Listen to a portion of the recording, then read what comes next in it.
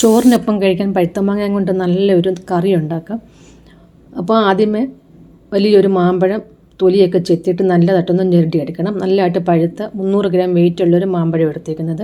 ഇനി അരപ്പിന് വേണ്ടി 1 cup തേങ്ങയിലോട്ട് 1/4 teaspoon ചെറിയ ജീരകവും 1/2 ടീസ്പൂൺ മഞ്ഞൾപ്പൊടിയും 1 ടീസ്പൂൺ മുളക് പൊടിയും കുറച്ച് വെള്ളവും പിന്നെ ഒരു ചെറിയ ഉള്ളിയും കൂടി ചേർക്കണം. എന്നിട്ട് നല്ല പേസ്റ്റ് പോലെ ഒന്ന് അരച്ചെടുക്കണം.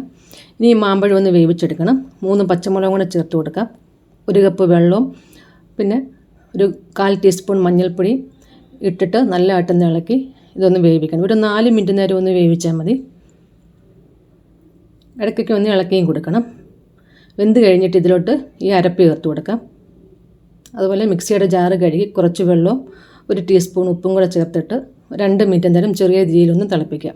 ഈ അരപ്പിൻ്റെ പച്ചമണം ഒന്ന് പോകാൻ വേണ്ടി. പച്ചമണമൊക്കെ പോയി കഴിഞ്ഞിട്ട് ഫ്ലെയിം ഒന്ന് ഓഫ് ചെയ്തിടണം.